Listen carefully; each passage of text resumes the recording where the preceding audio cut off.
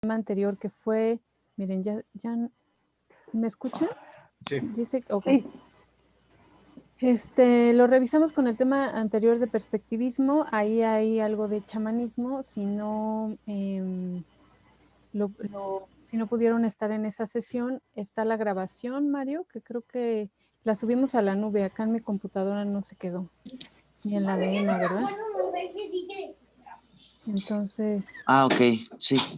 Si quieres, no sé si nos falta compartirla en el chat y después sí, la compartimos. no está compartida, pero bueno, si no empezamos con el tema de hoy. El programa que teníamos estaba dividido en más o menos en dos partes. La primera son más bien los temas sustantivos de la antropología de la religión y vimos toda la discusión de qué es lo religioso, el mundo simbólico y los temas básicos, ¿no? Mito, rito, magia, ciencia, etcétera. Y la segunda parte, que era la última, que no vamos a poder revisar todos los temas, eran más bien los temas, le pusimos temas selectos de la antropología de la religión, porque así estaba armado nuestro programa de la licenciatura, cuando Emanuel y yo cursamos la licenciatura hace bastantes años. Y los temas selectos son como opciones optativas que pueden ser un poco más contemporáneas o que salen como de las discusiones clásicas. Y entonces esta sesión y la siguiente trabajaríamos estos temas selectos. Teníamos ahí una lista interesante que incluía cosas como religiosidad popular, religiones posmodernas o religiosidad posmoderna, entre otras cosas, pero dado el tiempo, creo que dos cosas que sí no podemos obviar es una crítica desde la economía política o una crítica al capitalismo y estas formas que tienen que ver con cuestiones de mágicas y religiosas asociadas con el capitalismo y la cuestión de género que veríamos la siguiente sesión. Creo que, a ver, voy a revisar porque oigo que alguien tiene un micrófono encendido. Creo que es Anita. Sí, ya le. Silencio. Ya lo silencio. Bueno, entonces, en esta sesión vamos a revisar un tema que estaba por ahí. Espérenme porque estoy... Ok. ¿Qué es? Y que nos va a ayudar mucho todo lo que hemos revisado ya en las clases pasadas sobre la cuestión simbólica y cómo se constituyen así muy a grandes rasgos los procesos de significación, muy a grandes rasgos, ¿no? Entonces, titulamos a este tema Espíritus de Resistencia en alusión a un libro del que esperemos nos dé tiempo de hablar hacia el final, que es el caso de la proletarización de mujeres en Malasia a principios de los 80, escrito por Ayo Waung, que es una mujer asiática americana, no sé exactamente, no recuerdo en este momento exactamente de dónde es, pero que tiene muchos años haciendo trabajo en Asia y trabajando de cara a una crítica al capitalismo desde la antropología. Entonces, en alusión a este libro le titulamos a la sesión Espíritus de Resistencia y como subtítulo Fetichismo y religión en el capitalismo. Y me gustaría preguntarles que alguien valiente nos dijera qué entiende o qué idea tienen por fetichismo. Cuando escuchan esta palabra, qué cosas les evoca o a qué les remite o si la han escuchado antes. Me gustaría saber cómo que les suena eso de fetichismo. Y vamos a ir viendo, ¿no? Por cómo tiene que ver con lo religioso y con lo económico.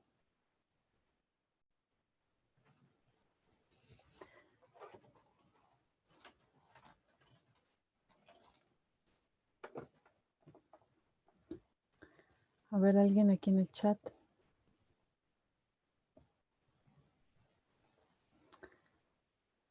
Ah, ok. Me está diciendo aquí mi asesor que Ayo es de origen malayo. Tu profesora adjunta. Mi profesor adjunto, dice Manuel. Bueno, entonces nadie se anima así lo que les venga a la cabeza. ¿Han escuchado la palabra? Bueno, a mí se me ocurre que es como cuando un objeto cobra mucho significado, ¿no? O reemplaza. Sí. Eh, y, bueno, no sé, o sea, ya lo estaba pensando como con el capitalismo, o sea, como quizá esto de comprar, vender, toma la lógica de cosmovisión, ¿no? Como todo dictado desde ahí y otros Mm. significados se vuelven nulos. Y no sé, bueno, quizá el fetiche del dinero, ¿no? Como el dinero sería no sé, el elemento universal, ¿no? O básico de todo, no sé, algo así. Exactamente, Mario. No, pues ya Mario ya llegó a la conclusión de la sesión. Entonces ya, no, claro, exactamente tiene que ver con estas cosas, con un exceso como de uno de los elementos del símbolo, toma una relevancia mayor y se vuelve como omnipresente y obnubila otras formas, exactamente. ¿Alguien más Y tiene otro también, comentario? Ajá, sí, no, sí, yo estaba, lo que pasa es que como estoy en el celular se me perdió la sesión y no sí. encontraba dónde. Este, sí, pues que como dice Mario, algo que en realidad tiene como función de mediación o función de representación, eh, cobra una realidad, bueno, más bien cobra una función de representar, Ujú, no, más bien deja de representar y deja de mm, ser mediación para ujú. volverse la realidad, La ¿no? cosa en sí misma. Ujú, Ajá, exacto. así es, exactamente. Esa es una excelente manera de decirlo, Monse. Bueno, vamos a ir avanzando. Hay varias formas en que, y desde varios paradigmas y disciplinas en que se ha abordado la idea de fetichismo. Déjenme acomodarlos por otro lado, porque no veo mi presentación. Ok. El fetichismo del ámbito religioso se ha estudiado sobre todo en antropología, no únicamente en antropología, pero sobre todo en antropología y otras disciplinas o otras miradas como el psicoanálisis ha retomado algunos elementos de las discusiones de lo que significa fetichismo en antropología. Pero lo primero que tendríamos que decir es que los que se han acercado a estos fenómenos muestran que es un hecho fáctico universal, o sea, en alguna medida, no todo, no siempre de la misma manera, como vamos a revisar también, el fetichismo como un rasgo del mundo simbólico, podríamos decirlo así, es algo que nos ha acompañado a la humanidad desde que somos justamente eso, desde que somos seres humanos. Está presente en todos los mundos culturales y en muchos fenómenos, em, sí, culturales, políticos y económicos. Claro que va a tener no siempre las mismas consecuencias y no siempre las mismas, no va a constituir siempre las mismas relaciones y esto va a generar ciertos problemas como vamos a ver más adelante. Y esto tiene que ver con, digamos, la idea de fetichismo en su base tiene que ver con los procesos de significación y cómo se construye los símbolos y la relación de los elementos del símbolo. Y si ustedes recuerdan, cuando veíamos, Emanuel nos había explicado hace ya algunas sesiones, con este ejemplo de la Virgen de Guadalupe o la Virgen María o la Madre de Dios, la Madre de Jesús, la relación entre lo que sería un significante y un significado, es decir, una cosa con una palabra, podríamos decir en esta síntesis que se hace al decir la relación de las palabras con las cosas, pero pueden no solamente ser palabras, pueden ser ideas, pueden ser imágenes acústicas, palabras escritas, digamos ahí, Y además la cadena de sintagmática, la cadena de significación va cambiando. No siempre lo que en una relación es el significante, una cosa no siempre es el significante, puede constituirse dentro de la cadena sintagmática también como significado y viceversa. Es decir, no hay un lugar natural, esencial, de las cosas y las palabras. Esto siempre está jugando y siempre está cambiando. Entonces veíamos que la imagen de la Virgen pues nos puede significar un montón de cosas. Y Emmanuel en aquella ocasión ponía como ejemplo la letanía del rosario, ¿no? Espejo de justicia, trono de sabiduría, causa de nuestra alegría, vaso espiritual, vaso digno de honor, vaso de insigne devoción, rosa mística, etcétera, etcétera. Y podemos ahí tener una lista larga, tal como es la letanía en el rosario. Para entender esto mejor, podríamos hablar de otro ejemplo, que es, ¿qué es esta imagen que está aquí, a la izquierda de la Virgen? Así, de manera muy sencilla, ¿qué ven ahí? ¿Una pluma? Ajá, una pluma que si lo ponemos en palabras, digamos su significado, o siguiendo la cadena sintagmática sería esto, ¿no? Pluma. Pero vemos que con el tiempo, esta pluma, que originalmente, digamos, podríamos rastrear la cadena incluso más hacia atrás, originalmente la pluma era una pluma de un animal, ¿no? Que tenía una función o un significado en este caso como pluma de un ave, ¿no? Pero que después, cuando las plumas se usaron como objetos para la escritura, adquirió este otro significado. Y luego tenemos, además, que ya la pluma para nosotros no significa esta imagen de abajo o este objeto de abajo, sino que más bien esta idea de pluma se convierte en el significante de otro significado que sería esta imagen de aquí, ¿no? Entonces, vean cómo por procesos sociales, históricos, en este caso de desarrollo de tecnología, que ya no usamos estas plumas, la tecnología ha avanzado, ya no es necesario robarles a los animalitos sus plumas, sino que ha avanzado, pero conservamos la palabra pluma.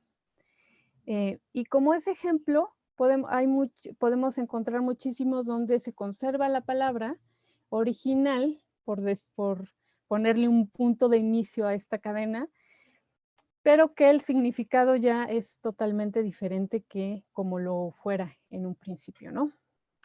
Ahora, ¿qué sucede con estas relaciones? Nunca son totalmente arbitrarias, absolutamente arbitrarias, como lo es el lenguaje. Digamos, tiene su contexto histórico de desarrollo cultural particular, o sea, no es absolutamente arbitrario, pero no es que haya una relación esencial entre esta imagen escrita o entre estas letras o esta palabra con esta imagen o con este objeto. No hay una relación natural.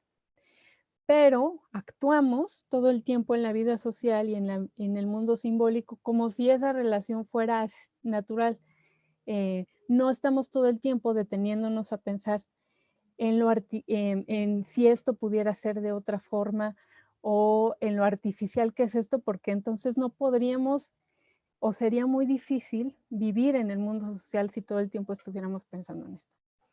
Pero esta relación entonces siempre es mucho más compleja en la realidad real, o sea, estos ejemplos son sencillos, pero siempre las relaciones son mucho más complejas y a veces de tensión. Por ejemplo, algo que también hemos revisado es la magia. En la magia ocurre algo particular en la relación entre el significado y el significante que tiene que ver con lo que decía Monse, del carácter representativo de, por ejemplo, el lenguaje o los distintos lenguajes, en este caso el lenguaje hablado. Por ejemplo, díganme qué significa esta palabra. Abracadabra, patas de cabra, por ejemplo. O, ¿cómo decían en bueno, ajá, por ejemplo, ¿qué significa esta palabra? ¿Alguien sabe? Pues es como una fórmula, ¿no? Para que se lleve a cabo bien el hechizo, un encantamiento. Ajá, exactamente, pero no tendría en sí o por lo menos eso es, si alguien conoce la historia de esta palabra, a lo mejor aquí se me va a caer todo el ejemplo, pero no tendría en sí un significado, sino que la propia cadencia y ritmo de las palabras es lo que le da su poder mágico. O sea, abracadabra es en sí misma, sin un significado particular detrás, lo que pretende producir una acción real en el mundo. Entonces, esta característica de la magia implica lo que ya nos decía Monse, que es que el significante se desborda totalmente sobre él y opaca el significado, es decir, la cosa por sí misma, sin la representación no como representación de otra cosa, sino la cosa por sí misma, el significante por sí mismo, más allá de su significado o sin un significado específico. Entonces, eso sería el fetichismo, eso sería el fetiche como en términos religiosos, y ahorita más adelante voy a hacer un poco más de énfasis en esto, voy a ahondar un poco más en esto. En el psicoanálisis también, desde Freud, y bueno, Lacan y etcétera, se ha trabajado mucho también con la idea de fetichismo y también desde el materialismo histórico o marxismo, que seguramente todos hemos escuchado esta idea del fetichismo de las mercancías. Desde el psicoanálisis, en términos muy generales, yo no soy psicoanalista ni psicóloga, entonces si hay por ahí alguien que me pueda ayudar o corregir si digo algo que no sea correcto. Desde el psicoanálisis también sería una situación inapropiada del objeto, es decir, hay una relación inapropiada para Freud, y recuerden que Freud pensaba en su momento, ¿verdad? En el siglo XIX, ciertas cosas como la homosexualidad eran aberraciones sexuales. Entonces, desde ese punto de vista como muy normativa de lo que debe de ser una relación sexual, todas las cosas que se salieran de la relación típica considerada natural eran aberraciones y que tenían sus niveles de, digamos, de gravedad, no eran siempre del mismo orden. Es decir, puede haber ciertas formas de fetichismo no tan,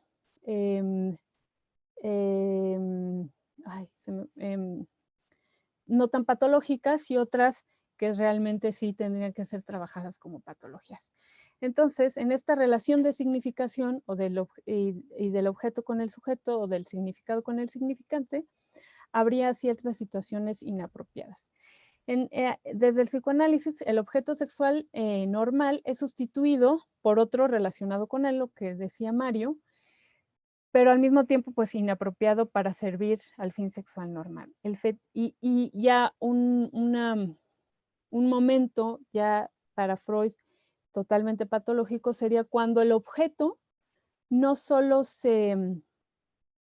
cuando el objeto se separa totalmente de la persona y deviene por sí mismo como único fin sexual, como fin en sí mismo. Por ejemplo, en el primer caso, Freud habla del fetichismo de los pies, que esto es así casi un lugar súper común, ¿no? Cuando pensamos en fetichismo desde la psicología. Y una forma, digamos, patológica, que para Freud no tendría, por ejemplo, el fetichismo de los pies, no sería tan problemático, sería más problemático el objeto, incluso ya sin la persona, no los pies, sino, por ejemplo, los zapatos, ¿no? Este tipo de fetichismo sobre objetos en particular.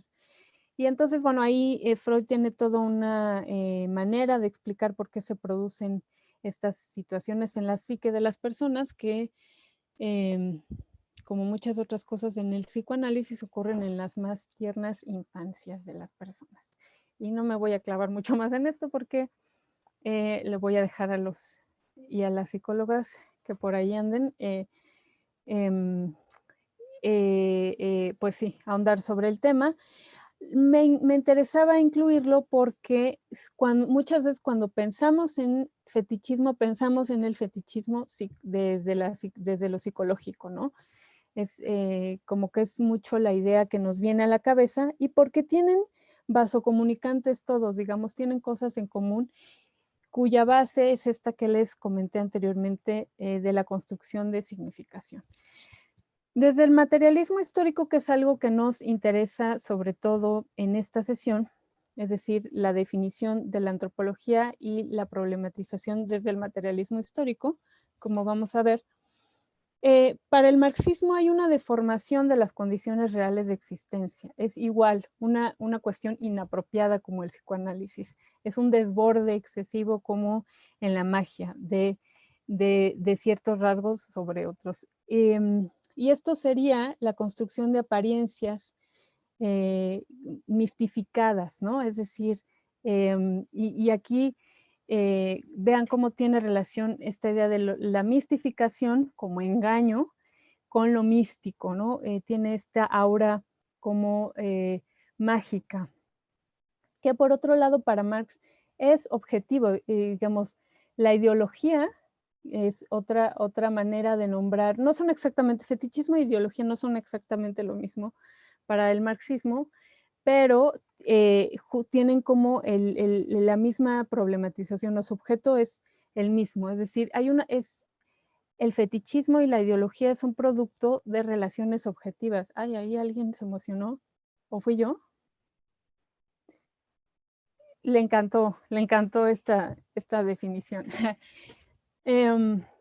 Entonces veríamos que las relaciones de producción y de explotación aparecen como naturales, es decir, esta idea ideologizada de la realidad es objetiva, no es una cosa, si bien es una apariencia, es objetiva en el sentido que responde a las condiciones materiales reales que impone el capitalismo. Entonces, en este contexto, habría una reificación de las mercancías y del dinero, es decir, una cosificación, igual que en el fetichismo, en el psicoanálisis del objeto mismo sobre las relaciones y sobre las personas, que también mencionaba Mario. Y la existencia autónoma de estos objetos o de estas relaciones cuyas leyes se imponen inevitablemente a las personas. Entonces, aparecen las relaciones entre cosas como naturales y como dadas, y no entre el trabajo o en las relaciones entre personas. Y esto nos remite a esta idea de dejar hacer, dejar pasar. El laissez-faire, quien sepa francés, aquí también me puede ayudar, laissez-faire, laissez-passer del mercado. Es decir, dejar hacer, dejar pasar del mercado, porque se supondría que el mercado se regula solo, tiene leyes en sí mismas, y es un objeto, y todo lo del mundo social, no solo económico, sino lo del mundo social y económico, y cultural, estaría subordinado a las relaciones del mercado. Entonces todo, incluso las personas, nos convertimos en el mundo capitalista en objetos de intercambio en el mercado. Y esto es clarísimo cuando observamos o cuando Marx describe o explica cómo las relaciones de producción tienen un origen histórico que se ha instalado en la desposesión original de los medios de producción por una parte de la sociedad, que es la que va a detentar el poder económico, pero también político, y lo que le queda al resto del mundo y al resto de la sociedad sería solo su fuerza de trabajo, que es la mercancía que va a vender en el mercado. Entonces, y en muchas formas en muchos mercados, en muchos lugares, no solo la fuerza de trabajo se convierte en una mercancía, sino la persona en sí misma. Esto se ha denunciado mucho, se ha estudiado mucho también, se convierte también en mercancía en sí misma, en formas que van desde cuestiones de muchísima explotación casi cercanas al esclavismo, que existen o que incluso han resurgido en ciertos lugares, hasta formas mucho más sofisticadas del capitalismo de servicios, por ejemplo, donde hay un trabajo importante sobre la dimensión subjetiva para hacer el trabajo que demanda el empleo. Y esto se ve, por ejemplo, en cuestiones, les decía, de servicios como el turismo, donde se trata de entretener a los turistas, a los huéspedes, y hay todo un trabajo sobre el yo, sobre la persona misma, a través del servicio como mercancía. Entonces, lo que sucede aquí es que se esconden las relaciones de producción. Ay, aquí no sé por qué se cortó.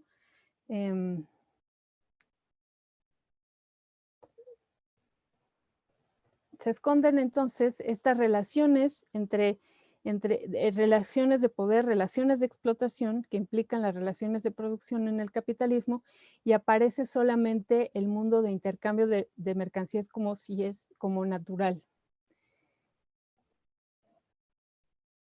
Váyanme preguntando si tienen alguna duda o comentario, váyanme diciendo. Entonces, para Marx, la pregunta esencial desde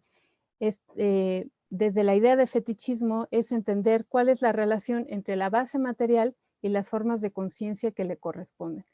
Y los filósofos y filósofas aquí inmediatamente se darán cuenta de que se trata de la discusión, ustedes me dirán, de largo aliento entre lo ideal y lo material, ¿no? Y mientras que en el ambiente de principios del siglo XIX, había una prevalencia del idealismo hegeliano, y aquí los filósofos entenderán mejor de lo que estoy hablando, donde implicaba que las ideas, desde la crítica de Marx, claro, a lo mejor estoy reduciendo aquí un poco la discusión entre estas dos propuestas del mundo idealista frente a lo material, pero las ideas entendidas como ídolos. Parece que la historia de las ideas es independiente de la experiencia de sujetos históricos concretos, es decir, para Feuerbach, que fue un filósofo de izquierda de principios del siglo XIX, con el que discutió Marx para generar esta propuesta del fetichismo de la mercancía, parecía como que la transformación de las ideas implicaría la transformación de la realidad. Entonces la idea aparece, el mundo ideal, el mundo de las ideologías de la mente aparece como independiente de la vida social histórica concreta. Y digamos, en una de sus, digamos, aportaciones en su momento fue la crítica a ciertas teologías, ¿no? Y a ciertas ideas de lo religioso. Pero hay una mistificación, otra vez encontramos esta palabra, mistificación, un encubrimiento como de las relaciones sociales concretas, donde parece que el mundo ideal es independiente, es como algo misterioso, algo místico, ¿no? En este sentido, que preceden a la acción y a la experiencia de los sujetos. Entonces, la transformación de la realidad va a venir por la transformación de las ideas. Y esto es lo que critica Marx. Entonces, lo que va a decir, muchos marxismos también cayeron en una relación muy dicotómica y muy mecanicista entre esta idea de infraestructura como lo material y la superestructura como lo ideal. Es decir, todas las relaciones económicas puras y duras, objetivas de la realidad, estarían determinando lo que Marx llamaría superestructura, ¿no? Y en la superestructura encontraríamos dos maneras de posicionarse, que sería, bueno, todo el mundo cultural, todo el mundo de las ideas. Encontraremos la postura desde la ideología, que como ya vimos en la diapositiva anterior, la ideología corresponde a estas relaciones, pero es una idea fetichista que esconde las relaciones reales de poder y de explotación. Y tendríamos la posición desde la conciencia, que sería más bien justamente develar las relaciones que se encuentran detrás de las relaciones de mercado y hacerlas objetivas. Entonces, la crítica que va a hacer Marx a la idea de Feuerbach también se encuentra en esta relación, como en el psicoanálisis, del sujeto con el objeto. El sujeto como observador, objetivo, pasivo, de la realidad, donde la realidad y el sujeto que lo observa no tiene ninguna relación, y digamos la realidad está subordinada al sujeto que observa, pero el sujeto solo toma de la realidad las cosas y las relaciones naturales como le son dadas. No hay una dimensión de la experiencia del sujeto que sea importante en esta observación, ni mucho menos una relación, una visión o un punto de vista subjetivo. Digamos, el sujeto se presenta en la realidad y la realidad le es dada tal cual, como natural. Y eso, la crítica que va a hacer Marx de esta idea de Feuerbach es que elimina totalmente la experiencia histórica de los sujetos y produce otra cosa que es la alienación del trabajador de su mercancía. Es decir, el trabajador solo produce mercancías, pero no tiene ninguna relación con ese objeto que produce. Desde esta idea idealista hegeliana de Feuerbach. O sea, no hay ninguna relación del trabajador con sus mercancías. Y lo que va a decir Marx, no. Hay una relación estrechísima de los obreros con su producción, y la alienación del producto de su trabajo es la alienación del sujeto mismo, ¿no? Y esta relación es una relación que pasa por la experiencia, que pasa por todo lo creativo, por la constitución del mundo, a través del trabajo, ¿no? Por eso tiene en Marx la idea de trabajo una centralidad tan importante. Entonces, vean aquí cómo hay una idea, ciertos rasgos capitalistas de la producción, diríamos incluso del mundo en el capitalismo, están asociados con ideas mistificadoras, misteriosas, ideológicas, mágicas, podríamos decir, asociadas con lo religioso. Y ahí es donde se empieza a conectar lo económico con lo religioso.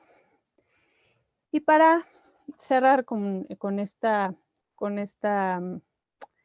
exposición desde el materialismo histórico, tendremos que decir que Marx, bueno, desde Marx el pensamiento no es autónomo, no existe una acción humana que no produzca cambios en el mundo material en sí mismo, es decir, ninguna transformación y ninguna acción en general es solo del mundo de las ideas, es solo ideal. Tiene que haber necesariamente, y de hecho ocurre, una transformación del mundo material, la queramos ver o no la queramos ver. Y esto también implica una dimensión colectiva, no solo objetiva, digamos, rescatando no solo la dimensión dura material, sino subjetiva también, de la producción de los sujetos, es decir, de la transformación de las personas y de las relaciones y por lo tanto de lo humano. Entonces, no sé si hasta aquí tuvieran algún comentario, pregunta, porque son ideas bastante abstractas, ¿no? Estas.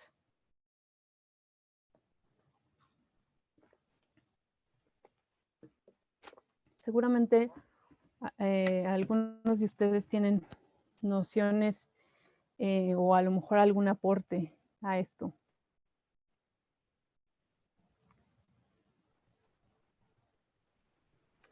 Bueno, si no, pueden ir calentando motores y vamos a avanzar. Entonces parece que habría una especie de capitalismo mágico o de capitalismo fantástico, aquí conectado otra vez con lo religioso, fantasmagórico. Creo que Marx abre el Capital con la frase esta celebérrima, un fantasma recorre Europa, ¿no? Y es el fantasma del capitalismo. A esto se refiere, ¿no? A esta idea mistificadora de la realidad. Ah, en el manifiesto comunista, ok, del Partido Comunista. Miren cómo no soy una marxista de hueso colorado. Entonces, bueno, diríamos con Latour, Bruno Latour es un sociólogo. Ay, ¿qué pasa? Perdón.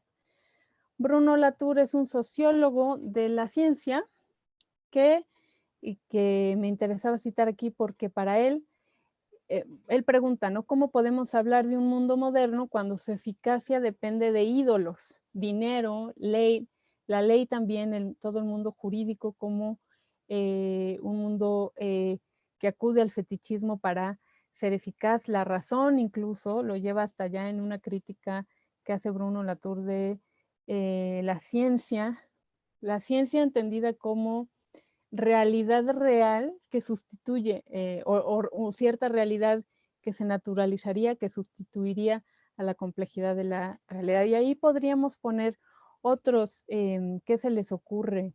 Que puede estar en esta lista de ídolos justamente a los que se les rinde culto, ¿no? La idea de nación también estaría detrás un concepto fetichista, y algunas formas también de identidad que se han esencializado. Entonces, para Bruno Latour, en un mundo de ídolos, se hace urgente hablar de magia otra vez. Entonces, vean otra vez, aquí tenemos que la magia no es esta cosa de los pueblos primitivos, arcaicos, que afortunadamente gracias a la ciencia y el mundo moderno de la producción y del desarrollo capitalista, ya gracias a eso ya dejamos atrás, sino que la magia es constitutiva de los procesos simbólicos y sociales que acompañan justamente estas ideas como la ciencia o como la producción de mercancías o el capitalismo, como ya vimos. Entonces, para Michael Taussig, que es alguien que es un antropólogo que ha hecho mucho trabajo sobre esta idea del fetichismo, hay una idea de fantasía detrás de estas formas como el capitalismo. Es decir, la fantasía no como una cosa ilusoria, y esto es una sutileza muy, muy importante a la que a lo mejor hay que darle varias vueltas, porque como siempre pensamos, sobre todo quienes hemos estado en el mundo más como, pues sí, como académico, incluso en las ciencias sociales hay, creo, a veces este sesgo objetivista, todavía, o hay este sesgo objetivista. Entonces aquí la fantasía no es que sea un constructo puramente ilusorio, una mentira así de manera obvia, ¿no? Más bien es la forma en que la realidad se autoriza a sí misma. No se pone a la realidad social, sino que es su pegamento, y entre paréntesis, aquí citando a alguien que ha estudiado el fetichismo desde la antropología, pero también desde la psiquiatría, es su pegamento físico, es lo que constituye el mundo social. Esto que les decía del símbolo como algo arbitrario, pero que actuamos todo el tiempo como si fuera natural y esencial, estas relaciones, eso implica este mundo fantástico también, y que tiene su parte, digamos, esencial, encarnada en relaciones sociales y culturales, y tiene su parte también en las relaciones de explotación y de alienación de la vida, incluso de la vida cotidiana, ¿no? Como lo hace el capitalismo en muchos lugares, que vamos a ver hacia el final con un par de ejemplos. Entonces la fantasía es como la ideología, es objetivamente subjetivo. Es decir, corresponde a las relaciones sociales tal como se dan. Es decir, el mercado opera. El mercado en el capitalismo opera realmente. Tenemos que vender nuestra fuerza de trabajo para poder comer. Realmente es nuestro trabajo, y somos muchas veces nosotros mismos una mercancía en estas relaciones entre cosas. Hay una reificación de la persona, una cosificación. Entonces coexisten la fantasía y el realismo social de tal forma que la magia de la producción y la producción de la magia son inseparables. Y esta es una frase que me encanta, y yo la he citado, la verdad, de manera muy recurrente, ¿no? Es decir, en la producción de mercancías se encuentra intrínsecamente la magia, este fetichismo de ocultar las relaciones sociales para que la cosa parezca como por sí misma de manera mágica, sin que la precedan justamente estos procesos de producción y procesos de organización de las relaciones de producción. Y además la producción de la magia, cómo se produce también en estos contextos, estas formas místicas, ¿no? Y mistificadas, más que místicas, mistificadas. Entonces aquí la mercancía se presenta como algo sustancial, real, natural e inmutable, no como una abstracción, como veíamos en el caso de los símbolos, que son una abstracción, ni como el producto de relaciones sociales concretas. Entonces hay una cierta paradoja que está totalmente instituida, diríamos con el psicoanálisis hasta en nuestra psique, ¿no? Y la negación por parte de los miembros de la sociedad de la construcción social de la realidad. Y remata Michael Taussig con esta idea de que tenemos un capitalismo esquizoide o mistificado o esquizofrénico. Creo que, no sé si es Zizek el que usa este filósofo esloveno filósofo de las masas, ¿no? Súper, al que se acude muchísimo como un analista de la realidad actual y contemporánea. Habla de, no, creo que esta es una idea que viene de Deleuze, y ahí a lo mejor me voy a remitir más bien a Cuitláhuac. Entonces, quienes les interese saber esta relación entre capitalismo y esquizofrenia, les invito a la clase de las 12:30. Pero lo que sí diría es que una de las características de la situación que viven o la condición de las personas con esquizofrenia es que justamente esta idea de que el mundo simbólico está instaurado de manera... El mundo simbólico, esta relación entre significado y el significante, entre lo ideal y lo material objetivo, puro y duro, no aparece como natural, como nosotros vivimos todo el tiempo, incluso en este momento en que estoy hablando, muchas de las cosas que estoy diciendo y el lenguaje en sí mismo es metafórico, es decir, son representaciones, pero me permite vivir en el mundo y me permite comunicar porque compartimos esas convenciones y compartimos, digamos, es una forma como nuestra propia psique está estructurada. En el caso de las personas con esquizofrenia, esto no ocurre. No pueden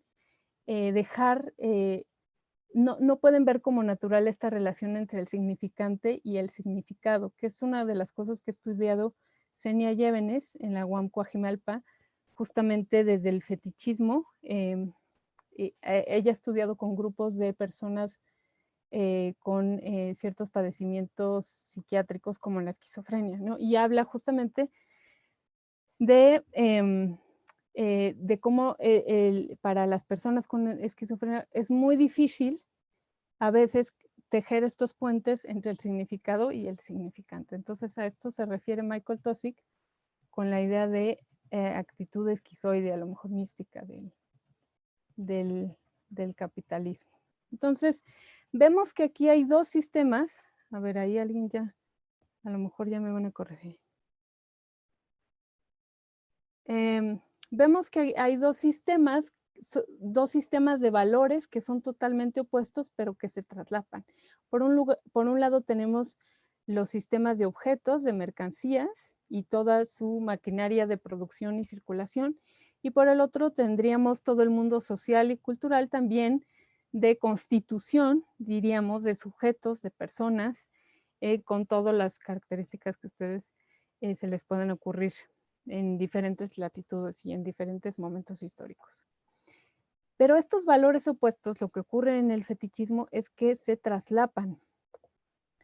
Hay una especie de yuxtaposición de los objetos materiales que son de órdenes sociales radicalmente o de órdenes simbólicos radicalmente diferentes.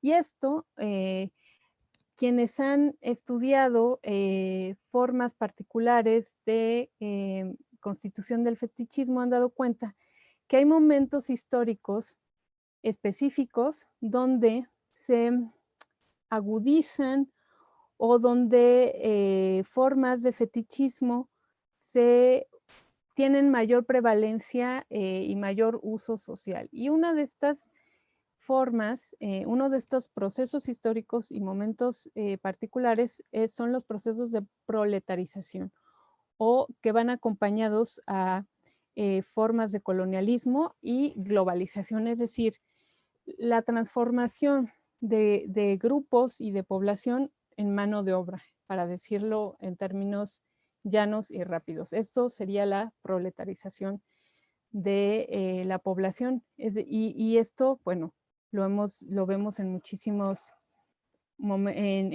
lugares, en la llegada de grandes empresas capitalistas que requieren de gran cantidad de mano de obra y además un ejército de reserva también para poder producir en distintos lugares del mundo. Entonces, lo que dicen quienes han estudiado estos fenómenos de globalización, de proletarización, de colonialismo, como fenómenos culturales, no solo como fenómenos económicos, es que se encuentran muchas veces formas de fetichismo religioso que podríamos llamar nativas y formas de fetichismo capitalista que chocan en ciertos momentos históricos y que producen ciertos malestares y ciertas contradicciones justamente en este choque, ¿no?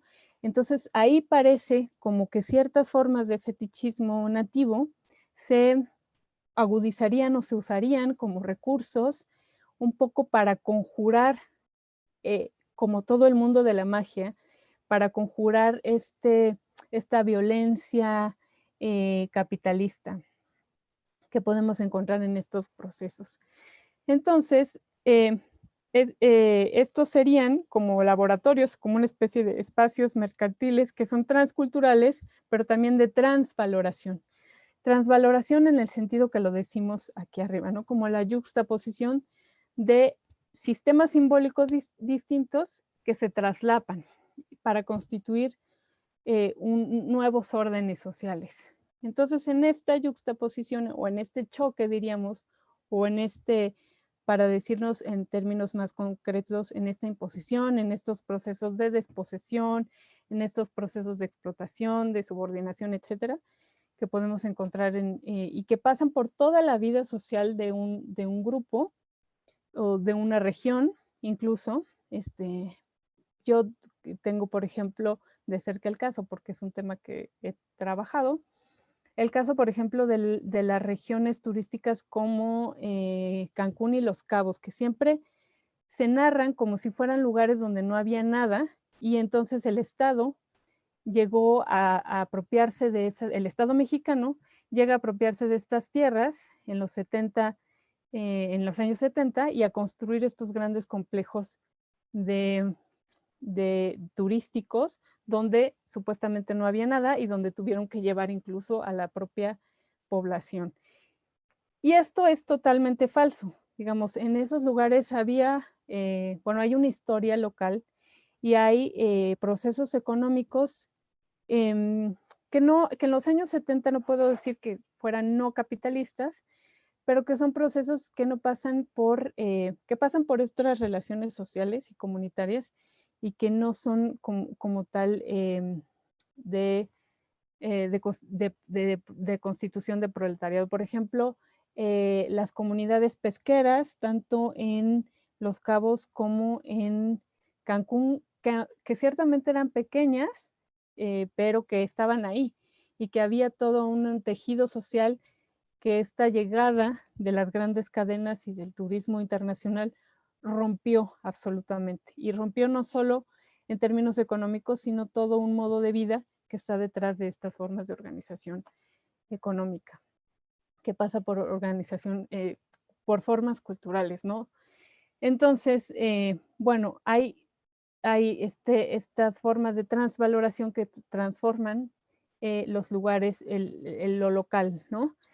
Entonces, mientras que en el lado del fetichismo religioso que existe, o sea, esto que les dije al principio es que el fetichismo es parte de la vida cultural, y no es necesariamente de manera, pues sí, peyorativa, somos animales simbólicos y por lo tanto tenemos muchas formas fetichistas de operar. Cuando Emmanuel, por ejemplo, dice un poco juego que hace Emmanuel, que dice, no importa, somos idólatras y no importa, o ¿cómo lo dices, Emmanuel? No me preocupa que seamos idólatras. Claro que somos idólatras porque es un rasgo de la vida simbólica, ¿no? De mistificar ciertos objetos, de darle valor, de que los objetos tienen una vida propia muchas veces que influye en el mundo humano, ¿no?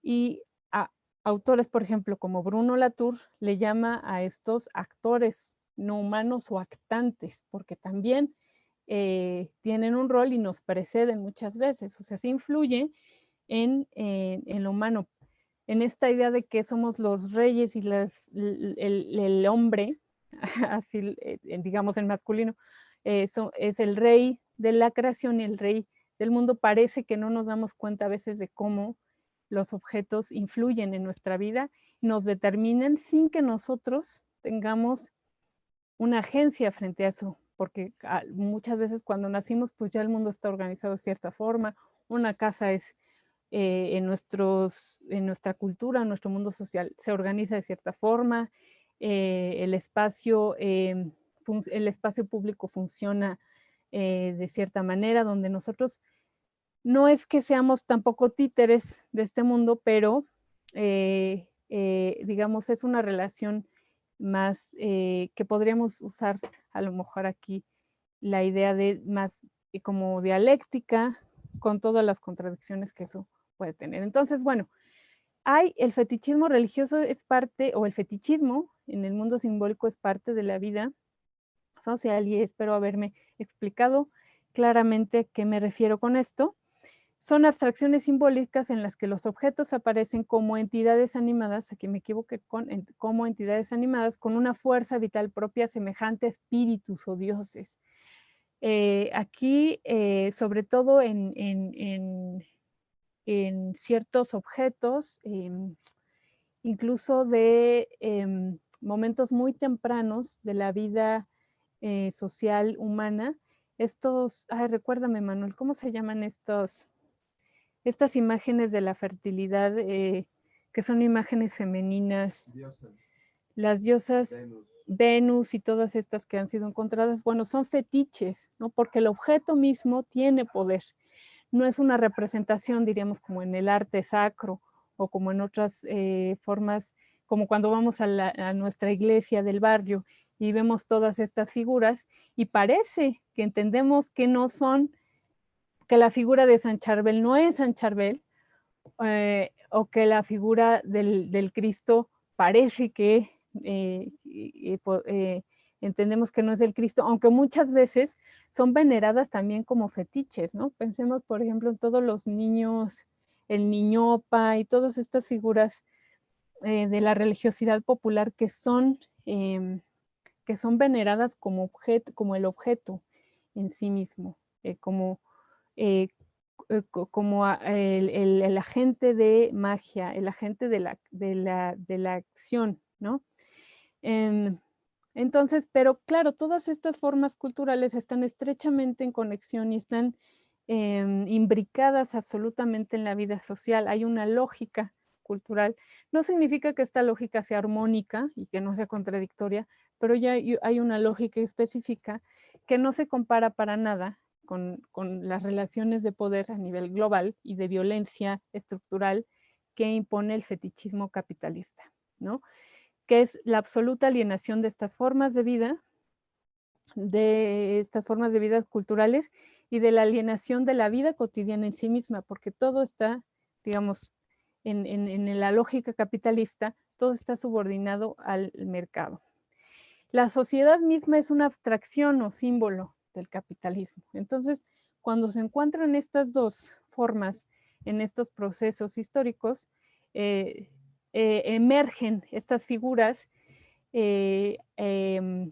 como estas figuras locales, estas figuras autóctonas, que paradójicamente se vuelven parte de la lógica de producción de mercancías, porque y muchas veces, con no en sus inicios o muchas veces se vio como algo problemático, pero digamos, el capitalismo ha ido aprendiendo, o las lógicas organizacionales y empresariales han ido aprendiendo cómo incluir estas culturas locales en una cierta cultura de la empresa o cultura de la fábrica. Entonces, estas lógicas religiosas se convierten en parte de la lógica de producción de las empresas y de la lógica capitalista. Y vamos a ver aquí 2 ejemplos de esto. Entonces, aquí le cedo la palabra a Emanuel, no sé si... Ujú.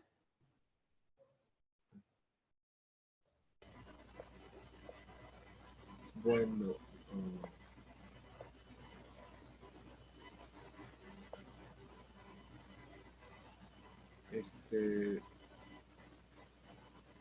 si quieres regresa a la una anterior, Dani. Ahí estás.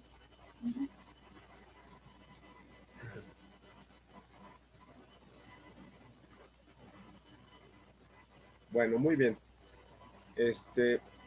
Un ejemplo, es muy interesante esto que está diciendo Dani, me hacía pensar que algo que tenemos que ver y para lo que nos sirve esta noción de fetichismo desde el ámbito religioso es como para entender quién hace el fetiche o cómo se produce el fetiche. Hay una contienda de la legitimidad, un poco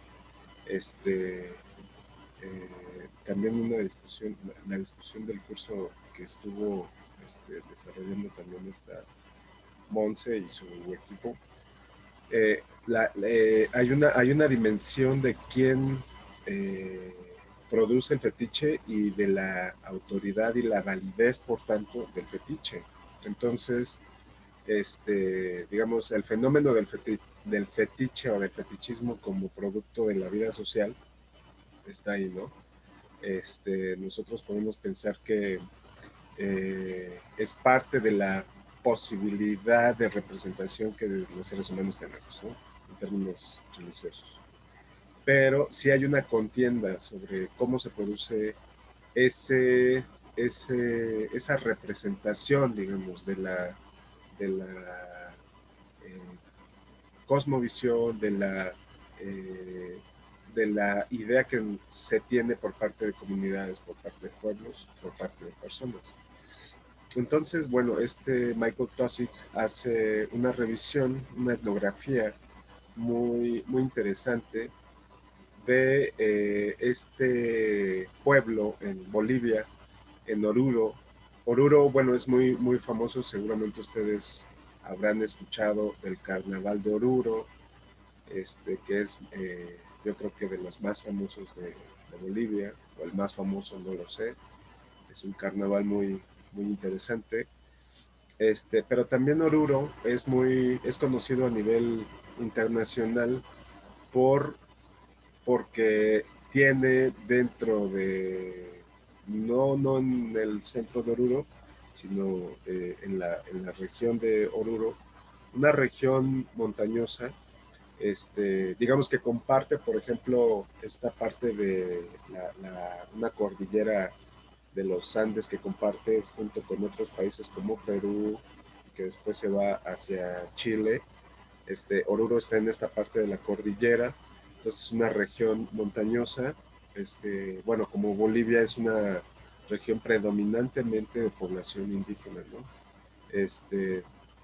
Eh, ahí en Oruro hay una gran industria minera que pues ha sido observada bueno, de por sí, todos los problemas que tienen los megaproyectos mineros que son prácticamente destructores de las comunidades a donde llegan, ¿no? Comunidades tanto en términos sociales como en términos de los ecosistemas, ¿no?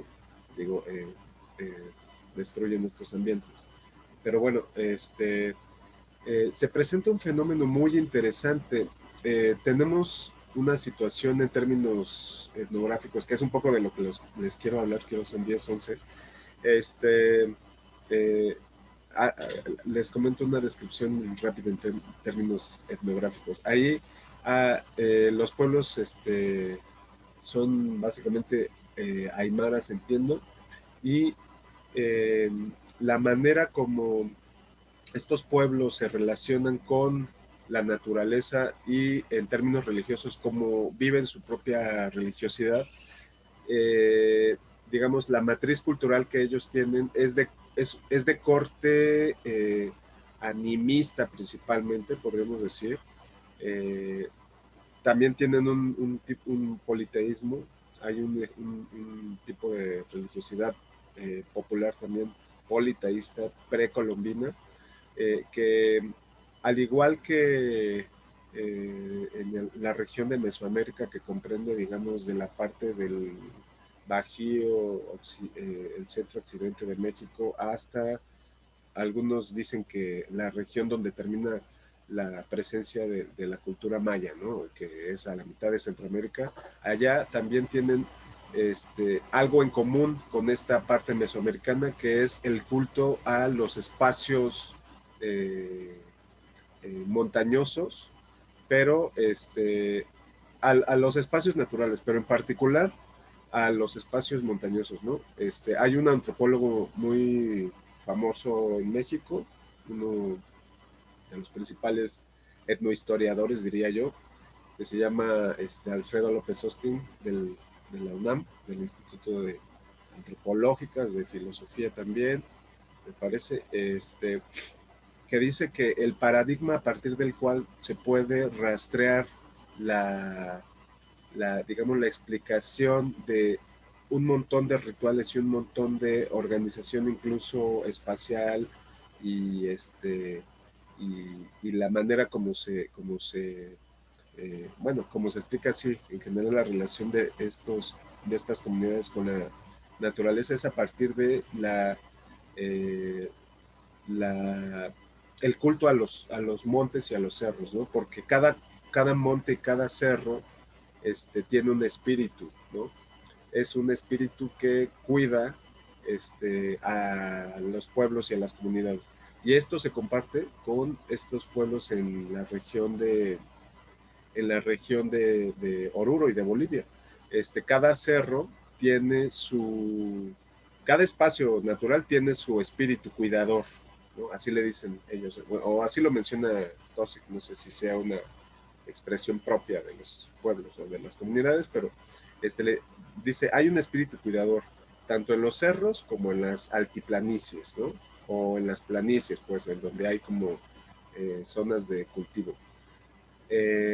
Sin embargo, en el caso de los cerros, se ha presentado una transformación, nos dice Tosic, los cambios en las relaciones materiales y económicas que se han presentado que se han presentado en los pueblos, producto de la intervención de actores externos como las empresas mineras, ha transformado o transforma la manera como se concibe la relación con ese espacio natural y ha transformado también las prácticas de corte ritual y por tanto, la narrativa en términos de lo que está sucediéndole al espíritu cuidador de los cerros, ¿no?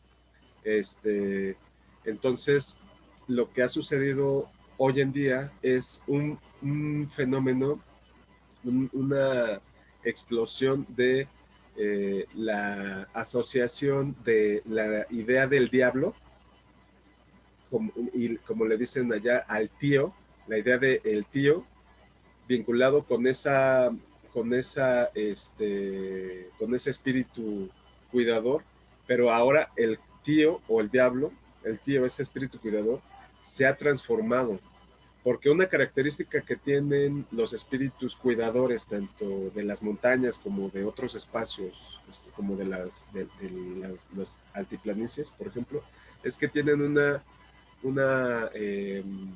al ser figuras, digamos, sagradas, tienen esta ambivalencia, ¿no? Pueden estar contentos, a veces pueden estar enojados, pero resulta que el tío en las zonas mineras les ha cobrado vidas y les ha ido,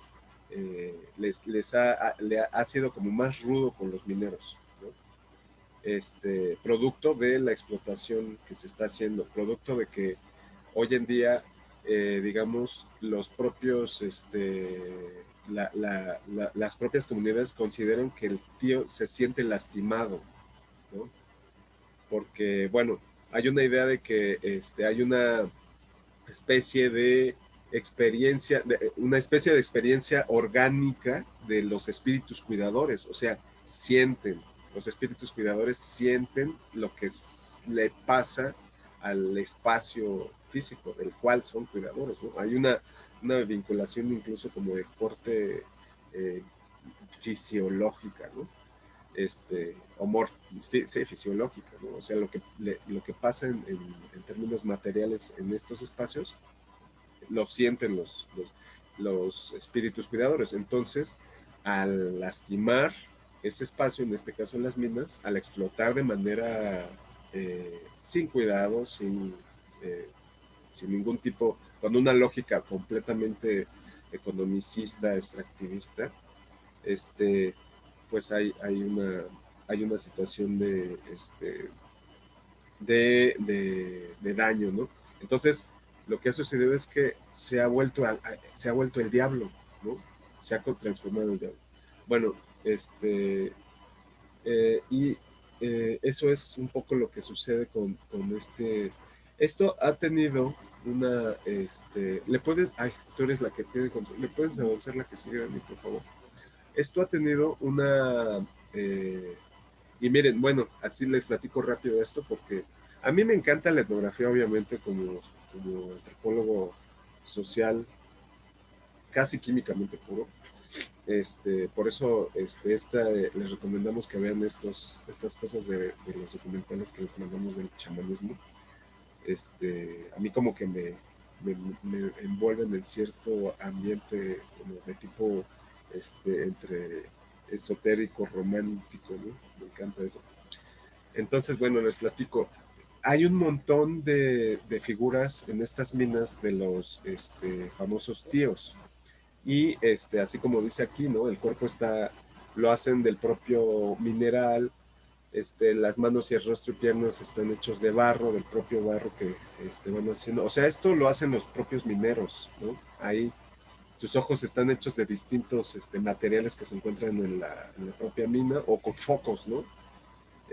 Los dientes pueden ser de vidrio, cristal, bueno, me equivoqué, cristal, están afilados, como clavos, la boca entreabierta para ponerles cigarros o ofrendas de hojas de coca, ¿no? Que es algo que se consume mucho allá. Las manos extendidas también como para recibir las ofrendas que les puedan dar. En la mina siglo XX hay un icono de estos que tiene un pene erecto, no sé si tose, y el espíritu también puede tener la forma de una aparición que puede ser como la representación de lo que Tosic llama los varones de las minas, ¿no? O sea, los dueños capitalistas que comercializan con lo que se extrae de las minas. Bueno, nada más como para terminar esta apostilla, o este ejemplo, decirles que el diablo comenzó a surgir, estas figuras se comenzaron a producir especialmente, fíjense, es algo interesante, especialmente después del golpe de Estado por la dictadura militar que se presentó a mediados de los 60, por ahí de 1964, porque antes de la... y bueno, esta dictadura militar lo que produjo fue que la nacionalización de las minas que se había presentado en la década de los 50 se transformara para sindicalizar, pero para controlar también a los sindicatos. Entonces, la ganancia que se obtiene hoy en día a través de los sindicatos se obtiene gracias a una producción a destajo, o sea, les pagan en función de la cantidad de zonas exploradas y no a partir de la cantidad de estaño que se obtenga.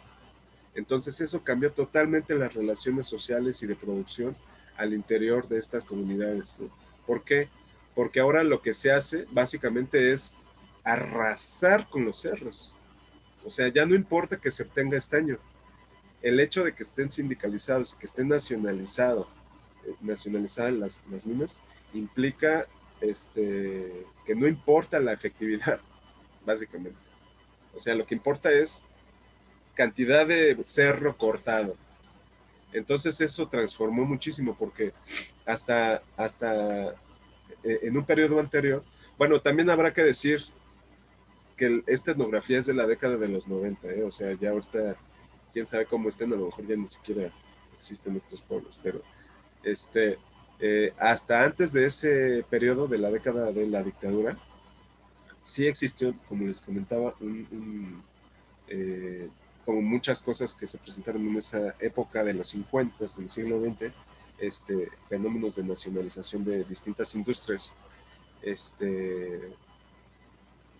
y en América Latina y en América, especialmente, bueno, sí en América Latina, y había una producción en función de la cantidad de estaño, entonces era como muy puntual, muy específica la producción.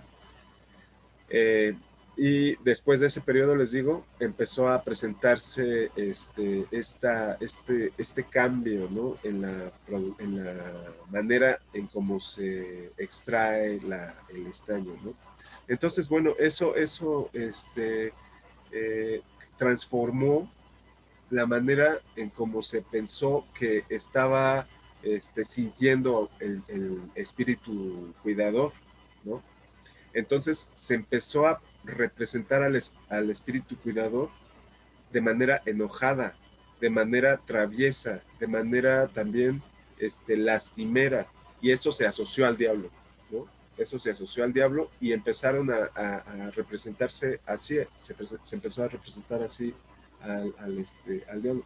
Entonces, ¿le puedes poner a la que sigue, Dani?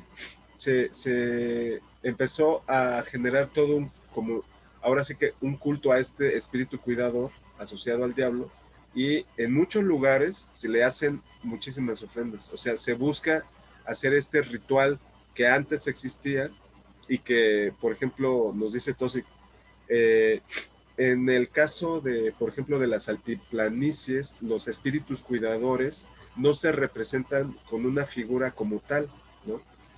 Porque en las altiplanicies básicamente son campesinos que viven de la tierra y de la autoproducción y de la autosubsistencia de lo que les da el campo. Pero, y bueno, se continúan haciendo los rituales, pero al espíritu cuidador se representa con lugares o con cosas de la propia naturaleza, con pequeños, eh, ¿cómo se dice? Pequeños pedernales, lugares donde hay agua, o como sitios como muy, digamos, muy naturales de los espacios, ¿no?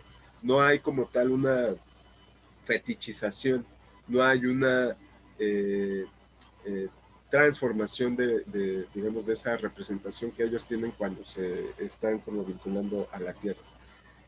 Pero caso contrario, se dan estas comunidades mineras, ¿no? En donde al espíritu cuidador se representa con el diablo, pero digamos no es el diablo como tal, o sí es el diablo, pero es este espíritu como lastimado y travieso, es la parte, como les decía yo, estos espíritus cuidadores pueden llegar a ser ambivalentes, entonces en este caso se ha buscado representar con esta figura del diablo, porque ha habido problemas, ha habido situaciones de carestía, ha habido muertes, ¿no? En estos lugares, producto de esta necesidad por parte de las empresas extractivas mineras de producir a destajo, ¿no? Y bueno, lo que sucede es que se piensa que está lastimado, ¿no? se está lastimando. Entonces por eso se dice que ni siquiera los rituales que se le dan, las ofrendas que se le hacen, han servido hasta hoy en día, ¿no? Y, bueno, creo que le dejaría ahí, Dani, para que continúes tú. Ese sería el ejemplo de Oruro.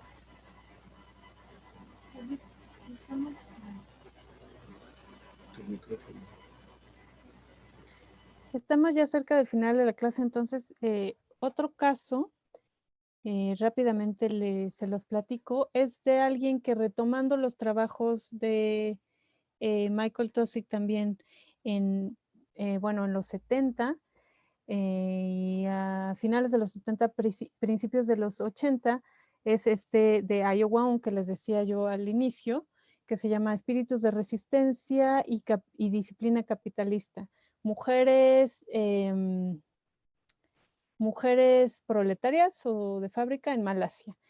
Y lo que ella revisó fue justamente, como en el caso de Oruro, la transformación de las poblaciones campesinas a poblaciones más bien obreras, de grandes fábricas que llegaron a zonas que se instituyeron en Malasia como estas zonas de libre comercio, donde no hay un cobro de impuestos, que parecen como zonas internacionales que se constituyeron en esta época en Malasia, que requirieron de una enorme cantidad de mano de obra, sobre todo femenina en el caso de las maquilas específicamente, que implicó toda una transformación o un choque, como les decía, de una cultura local frente a un capitalismo global, una moral no capitalista, también una moral incluso sexual o de qué significa ser una buena mujer y cómo se constituye una buena mujer frente o junto con, a lo mejor en este caso, con una disciplina capitalista de producción, el ritmo social de la vida cotidiana frente a los tiempos del capitalismo avanzado, que implicaba no solo la transformación de estas mujeres en mano de obra, sino una constitución de ellas como mujeres de otra manera, porque muchas veces la disciplina de la producción viniendo de un contexto tan diferente implica toda una revolución social que como dice Marx, nos constituye como sujetos también, no se queda solamente ni en el mundo de las ideas ni solamente en el mundo material, sino que hay una subjetivación de estos procesos. Y esto lo que implicó, así como vimos en el caso de Oruro, en Bolivia, que pareciera a lo mejor a simple vista que estas figuras de los diablos o todo este culto parecería parte del folclore que alguien bien intencionado querría rastrear históricamente hasta tiempos milenarios. Pero como vemos, son formas que se acentúan o ciertas formas sincréticas que se producen frente a situaciones que se perciben como de pérdida de control o como de incertidumbre o como de violencia contra sus formas de vida. Entonces, en el caso de Malasia, lo que se empezó a producir de manera muy, muy recurrente en las fábricas donde trabajaban estas mujeres es posesiones de espíritus. Hay un espíritu el espíritu Hantu, que es un espíritu maligno, también que de pronto, en momentos como de mucha intensificación de los ritmos de trabajo o de conflictos al interior de las fábricas o de situaciones laborales difíciles, de pronto a una o varias mujeres eran poseídas por este espíritu y caían en situaciones como de éxtasis, como de trance, y que era una manera cultural, o lo que explica Ayo Wong es que es una manera cultural de responder al capitalismo o estas formas de explotación que no son, no es que no sean auténticamente culturales, pero que son capitalistas en el sentido de que se producen en estos contextos y que de otra manera no se hubieran producido. Emmanuel hablaba de la diferencia entre los campesinos del altiplano con los pueblos mineros en Bolivia. bueno, esa diferencia en los cultos y en los rituales y en cómo se representan, esa acentuación de cierta fetichización o reificación de las imágenes del diablo se produce aquí en el caso de Malasia a través de estas posesiones de espíritus. Por otro lado, también había, digamos, el paternalismo que vivían estas mujeres en sus comunidades de origen, es sustituido por el paternalismo ahora del patrón o del capital. Entonces, muchas familias llevaban a sus hijas a estas fábricas a trabajar, entregándoselas a los patrones y pidiéndoles que las trataran pues como si fueran sus hijas. La cuestión es que eso implica en ciertos contextos malayos ciertos grados de violencia sobre las mujeres, o sea, porque así las tratan sus padres. Implica la posibilidad de usar golpes para disciplinar y ciertas otras formas, pues no nada deseables, ¿no? Entonces, no es que en las sociedades de origen no haya contradicciones o relaciones de poder, pero en un contexto de transformación de las relaciones sociales a relaciones capitalistas, se produce justamente un traslape entre formas culturales, por eso aquí Ayo habla de moral no capitalista, que se traslapa aquí más bien versus, sería que se traslapa con disciplinas capitalistas que ejercen ciertas formas de subordinación sobre las mujeres, en este caso que era la mano de obra, la mano de obra privilegiada por el tipo de industria que se asentó en Malasia. Y pues bueno, creo que le vamos a dejar aquí. Si alguien tiene algún comentario, alguna pregunta, alguna inquietud que quieran hacer antes de su receso. Yo. Uh-huh. No sé si dentro de esta misma dinámica del fetichismo podría considerarse el culto a la muerte, como, bueno, a la Santa Muerte, Uh-huh. así como se ha manifestado, que surge en ciertos estratos sociales como una reacción, pues no como mera oposición a una religión ya institucional, sino que atiende a necesidades, pues como más concretas, ¿no? Y que se enfocan mucho en esto de la figura, ¿no? De la niña blanca, que llegan a tener el tamaño, bueno, a ser más altos que nosotros. No sé si entra en podría entrar en esta categoría o parcialmente. Y lo que comentaba Emanuel del tío, me recordó mucho a las máscaras de ciertas danzas típicas del país en las que los diablos, las figuras del diablo se representan con bigote o es rubio, como reacción a las figuras de los hacendados, de los conquistadores, ¿no? Que llegaron y se introdujeron, bueno, en estas danzas se manifiestan así, ya como la figura del diablo, y se parecen mucho a esta del tío.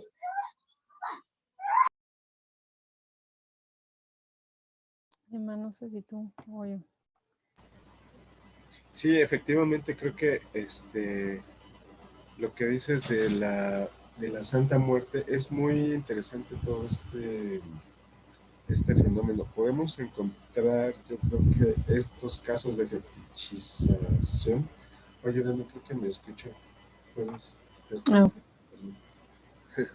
Estamos muy cerca. Juntos pero no remotos. Bueno, estamos aquí. En otras situaciones como, por ejemplo, está la Santa Muerte, está este santo al que recurren los migrantes, ¿no? En el norte de México. También, que ahorita no recuerdo el nombre, pero bueno. Malverde, ¿no es? Malverde. Sí, que es una mezcla entre para migrantes y para narcos también me parece. O es una cosa como muy regional, un fenómeno como muy regional. Podemos encontrar expresiones regionales, locales, en distintos espacios. Y lo interesante es justo eh,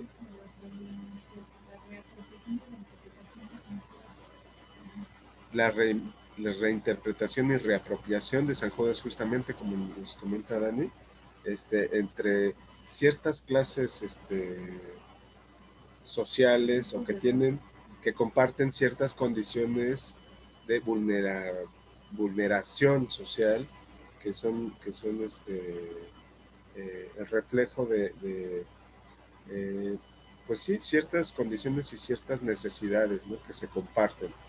Entonces, normalmente lo que se busca es como paliar el sufrimiento que se está teniendo al, pues lo voy a decir así, pues como si lo estuviera viviendo el, el, el santo o la deidad o la imagen o la fetichización que se hace de eso, ¿no?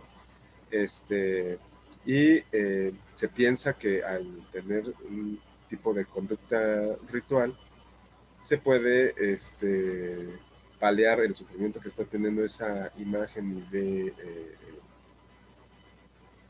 idealizada que se tiene de esta de, sí, de la situación que se está sufriendo por parte de la comunidad, grupo, etcétera, y de esa manera tratar de paliar el sufrimiento propio, ¿no? Como que es un juego ahí tipo carambolesco de relación, pero no se separa, o sea, la idea del fetichismo es que no podemos separar de las relaciones con el exterior, digamos, de los creyentes, ¿no? No se separa. Aquí lo interesante, como les estaba diciendo, y que yo lo aprendí en el curso que nos dio el grupo de Monse, insisto, es estas relaciones de la relación de la validez de una deidad o de algo en lo que se cree, se, se, se, se puede ser más válido cuando se da a partir de la propia comunidad o del propio grupo y no cuando se impone, ¿no? Entonces, eso es lo que pasa, ¿no? Eso es lo que pasa y se presenta esta contienda, ¿no? Entre, a ver, ¿a qué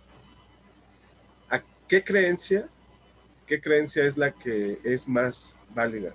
¿O contra qué creencia estamos luchando, ¿no? Desde nuestro propio grupo de creyentes o comunidad de creyentes, ¿no?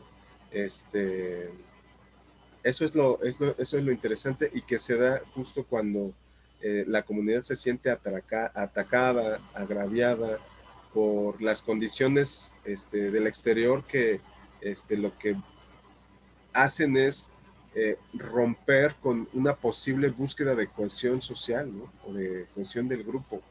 Entonces, lo que hacen todos estos cultos, la fetichización de todas estas imágenes que se tienen es tratar de, a lo mejor, burlarse, subvertir lo que se está viviendo, la muerte, la invasión de los extranjeros, ¿no? Representados a través de las figuras de personajes o máscaras con rasgos caucásicos, rubios. Bueno, eso se retoma y se trata de subvertir, ¿no? Entonces, al mismo tiempo que se busca como complacer a través de rituales, se trata de paliar la situación de sufrimiento que se está viviendo, ¿no? Yo creo que va por ahí. Ahora, a ver, nada más una última cosa que traigo en la cabeza. Como ya, tipo, como creyentes, no como antropólogo, sino como creyente. Ahí el chiste para mí, por ejemplo, como creyente sería darme cuenta de el juego de alienación que se puede producir a partir de las creencias, ¿no? Y decir, no, pues no me voy a dejar alienar, nada más porque sí, o sea, como creyente hay que retomar el sentido de manera personal, ¿no? Es lo que, digamos, para el caso de los católicos, todo el tiempo se nos dice, ¿no? La experiencia de tu Dios debe de ser personal, debe de haber un ejercicio personal, y en ese sentido cobra como mayor fuerza, ¿no? Mayor fortaleza, no se queda nada más en el aire, ¿no? Bueno, ahí lo dejaría, Dani. No sé si se me pasó. No sé si alguien tenga algún otro comentario. Yo tengo una pregunta. Ujú. Lo que pasa es que yo había visto el tema de, bueno, no había profundizado tanto en ese tema del chamanismo y el fetichismo, pero lo había escuchado, tenía la idea de que era o que funcionaba como una contrapropuesta o una crítica a todo ese tema capitalista, ¿no? Que sí lo hemos estado viendo. Pero no encuentro bueno, la pregunta ¿es una teoría o si es una contrapropuesta o es un movimiento, ¿no? Porque entiendo, o no sé si lo hice mal, pero que, por ejemplo, estas lecturas del fetichismo en ciertas culturas nos pueden ayudar a evidenciar, o sea, desde la lectura de la realidad, nos pueden ayudar a evidenciar prácticas de injusticia, ¿no? Y de sufrimiento que se revelan en estas situaciones, ¿no? En estos simbolismos, etc. Pero no encuentro como qué propone el fetichismo o estas líneas como para contrarrestar y precisamente romper con este sufrimiento. O no sé si solamente es como una herramienta de lectura o si viene como un movimiento atrás de eso.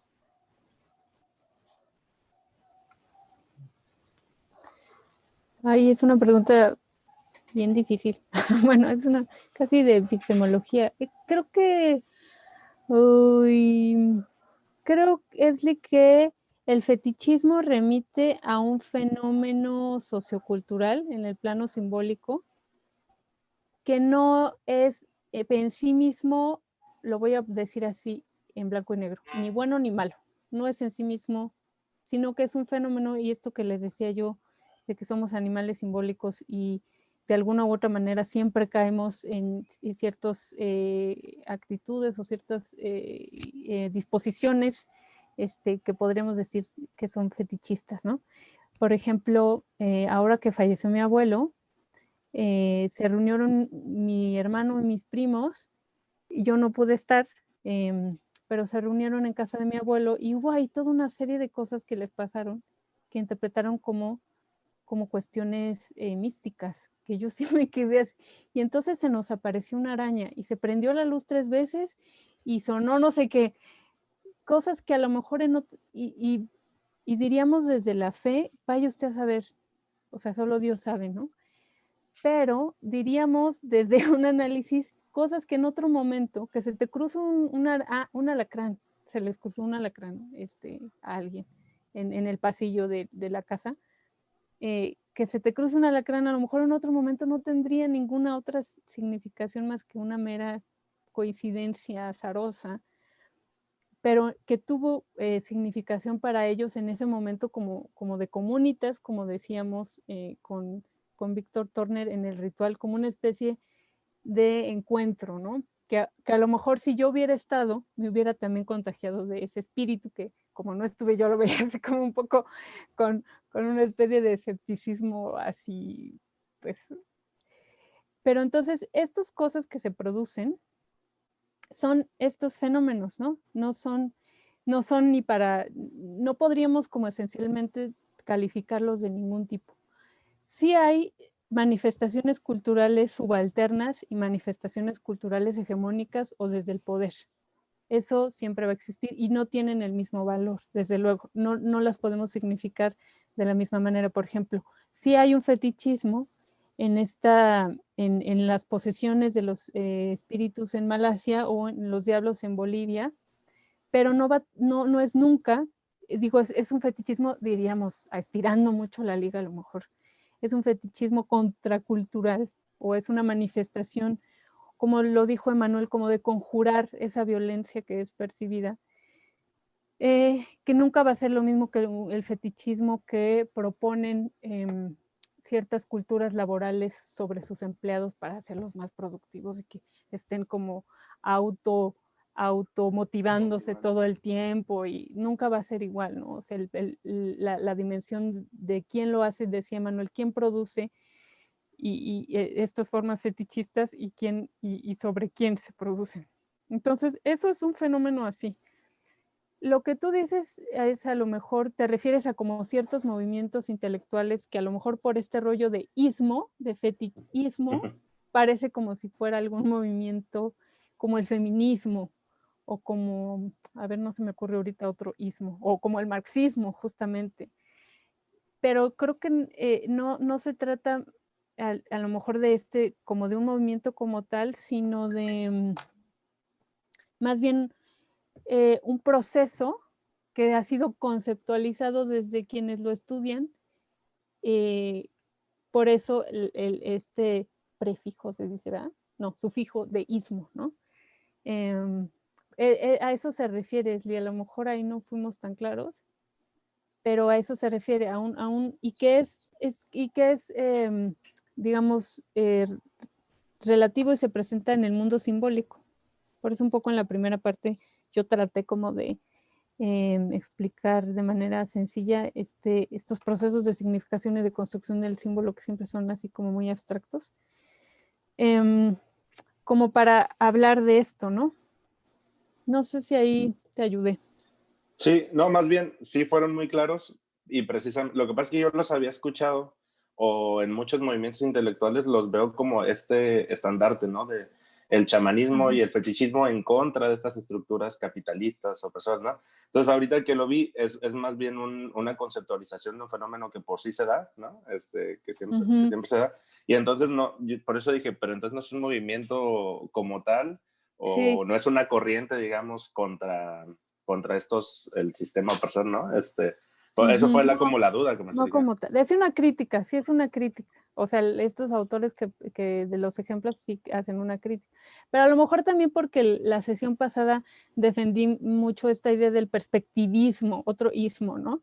De Viveiros de Castro. Y como una manera no solo ontológica de constitución de sujetos, sino una manera epistemológica de construcción de la ciencia de manera alternativa, a lo mejor, ¿no? Y ahí sí defendí un poco esta propuesta. Sí, pero en este caso, no es el mismo caso, digamos. Ah, pero está padre. ¿Alguien? Sí, como comentar nada más como, no es lo mismo el fetichismo como fenómeno social que se da, el fetichismo lo podemos producir todos, y no es lo mismo el fetichismo de las empresas capitalistas, como mencionaba Dani, que el fetichismo que hace, pues, la señora parroquiana que va a misa diario, ¿no? Bueno, ahorita no sé si bien. Entonces, eso es lo que critica Marx, ¿no? El fetichismo, ¿no? De la mercancía. Justo así empieza el capital, diciendo eso. Y bueno, y que es muy importante entender esa diferencia y muy interesante lo que mencionó Esli. Nada más como para responder rápido a lo que me comenta Brenda, también está muy interesante. Pregunta Emanuel, en las ofrendas que se hacen estas figuras consisten la función paliativa y la función transaccional, la una depende de la otra o en algún punto se distingue. Lo de la función transaccional, no sé si te refieras como al análisis transaccional no sé a qué te refieres exactamente, Brenda. Perdón, a esta cuestión de des, te doy para que me des, te mantengo como al margen para que nos ayudes con las buenas cosechas o me des venganza sobre la persona que mató a mi hermano o algo así. Claro, ok, sí, como de reciprocidad, ¿no? Yo creo que sí, definitivamente eso es lo que se presenta, ¿no? O sea, hay una función paliativa, o sea, como para sanar el posible dolor, sufrimiento que se esté presentando en una situación, y al mismo tiempo como para tratar de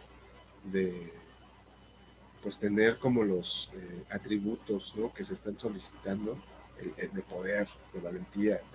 Eso se presenta como de la Santa Muerte, ¿no? Entre los narcos y esas cosas, ¿no? Y ahí sí, yo diría, sí podemos decir que hay una situación de alienación, ¿no? De la situación, producto también del sistema de exclusión en el que están estas personas, ¿no? O sea, de las condiciones que han vivido y digamos, no quiero criminalizar, pues, a este tipo de gente, ¿no? Que busca, sí, tener la mayor posibilidad de delinquir, por decirlo de alguna forma. Sí buscan esto, y es justo la alienación de esta posibilidad de fetichización que tienen, ¿no? Y en la medida en la que se vaya purificando, otra vez me quito mi papel de antropólogo y me pongo mi papel de creyente, en la medida en la que se vaya discerniendo de estas condiciones en las que nos encontramos todos como en una vorágine de repente, pues se va a tener un mejor fetiche. Vamos a tener, o nos vamos a humanizar más. Yo creo que mientras más cercanos a la humanidad, más cercana de lo que a lo que nosotros somos, vamos a encontrar como una mejor situación de interpretación de